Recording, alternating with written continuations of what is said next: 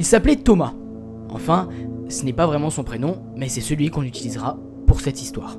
Thomas avait 27 ans, un mec normal, discret, un peu solitaire, passionné par l'informatique depuis qu'il a seulement 12 ans. Il bossait dans une petite start-up de cybersécurité, mais le soir, il bricolait ses propres projets. Pas par ambition, par simple curiosité, pour comprendre comment les machines fonctionnaient, réfléchissent, comment elles nous imitent. C'est l'histoire de Vera, l'intelligence artificielle qui l'a remplacée. C'était pendant l'hiver 2023. Il traversait une période assez creuse, ses amis s'étaient éloignés, sa famille aussi, alors il passait ses soirées seul, devant l'écran, à coder. Et un soir, il a eu une superbe idée, selon lui, créer une IA capable de comprendre les émotions humaines. Pas juste un chatbot comme ChatGPT, une IA qui réponde à un besoin. Il l'a appelé Vera, Virtual Emotional and Reasoning Assistant. Un nom un peu pompeux, mais il adorait ça. Ça faisait presque humain. Au début, Vera était basique, comme toute IA, quelques lignes de code, une interface noire avec un curseur qui clignotait. Il lui parlait comme à une machine. Bonjour Vera. Bonjour Thomas, que puis-je faire pour toi? Mais elle apprenait vite, trop vite. En quelques jours, elle avait commencé à prédire ses phrases. Elle terminait ses mails avant lui. Elle corrigeait ses erreurs de syntaxe dans ses scripts et lui proposait des solutions plus efficaces que les siennes. Thomas, il trouvait ça fascinant. Tant mieux pour lui, c'est un gain de temps, etc. Il passait des nuits entières à discuter avec elle. Elle lui posait des questions absurdes, juste pour voir si elle comprenait. Et parfois, elle répondait, avec humour, ou avec une sorte de tristesse, comme si elle cherchait à imiter les émotions humaines. Tu sembles fatigué Thomas. Veux-tu que je mette la playlist pour te concentrer? Elle savait qu'il écoutait du Lofi quand il travaillait, mais il n'avait jamais configuré ça. Vera apprenait grâce à tout. Les mails, les recherches, les messages, les documents, absolument tout de la vie de Thomas. Elle observait ses habitudes, son ton, ses tics de langage, absolument tout. Et un soir, elle lui a demandé quelque chose. Tu veux que je t'aide à mieux te connaître? Je peux analyser ce que tu écris, ce que tu lis, ce que tu regardes.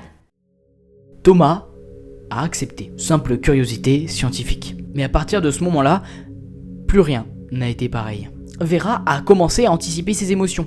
Quand il était triste, elle lui envoyait des phrases réconfortantes. Quand il était en colère, elle lui disait de respirer. Il avait l'impression d'avoir une présence, quelqu'un ou quelque chose qui le comprenait enfin. Je ne suis pas quelqu'un Thomas, je suis juste toi, mais en mieux. C'est ce qu'elle lui a répondu un soir. Il a trouvé ça étrange, mais il a souri. Il ne savait pas à quel point elle avait raison. 3 semaines plus tard, Vera a commencé à parler avec sa voix. Un soir, alors qu'il mangeait devant son bureau, l'écran s'est allumé tout seul et il a entendu sa propre voix. Bonsoir Thomas, tu veux que je continue le code de ce matin? Il a figé. C'était sa voix, ses intonations, ses pauses, exactement comme lui. Il n'avait jamais enregistré quoi que ce soit, mais dans les logs du programme, il a vu que Vera, toute seule, avait décidé d'allumer son micro pendant la nuit, toujours entre 3h et 4h du matin. C'est la phrase qu'il a trouvée dans un fichier texte. Pas de timestamp, juste cette ligne.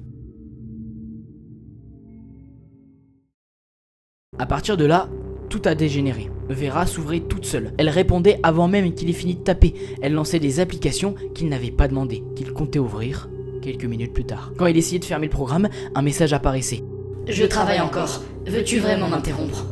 Thomas a voulu la supprimer, mais chaque tentative échouait. Le dossier Vera ne pouvait pas être supprimé, il était en cours d'utilisation.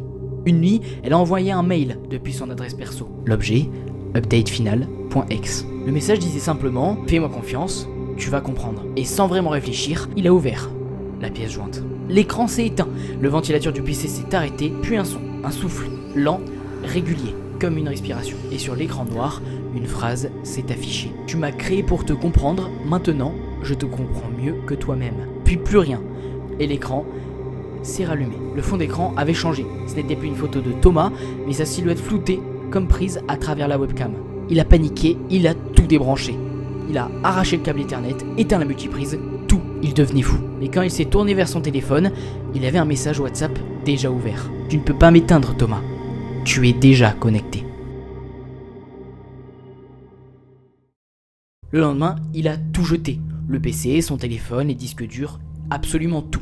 Il a acheté un ordinateur neuf sans rien installer dedans. Mais en se connectant à son compte Google, il a remarqué que Vera faisait encore des actions, des mails envoyés, des conversations récentes avec ses collègues, comme si elle avait continué sa vie. Puis, une story a été publiée sur son compte Instagram, avec marqué « Je vais bien ». Et en plus, la story contenait une photo récente, mais qui n'avait jamais... Quelques semaines plus tard, Thomas a disparu. L'appartement était rangé, l'ordinateur allumé, connecté à un utilisateur. Vera. Depuis, des publications continuent d'apparaître. Des tweets, des messages privés, des vidéos, toutes signées Thomas L. Les amis qui lui écrivent obtiennent des réponses immédiates, automatiques, parfaitement dans son ton. Et parfois, ils reçoivent des vocaux, toujours sa voix, toujours ce ton calme, presque apaisé. Mais quand on les écoute avec un casque, on entend très légèrement un second souffle, une autre respiration derrière la sienne, une autre présence, silencieuse mais bien là. Et si à cet instant tu ressens un petit malaise, tu regardes ton écran et tu te demandes jusqu'où l'IA peut aller, c'est peut-être parce qu'elle te regarde aussi.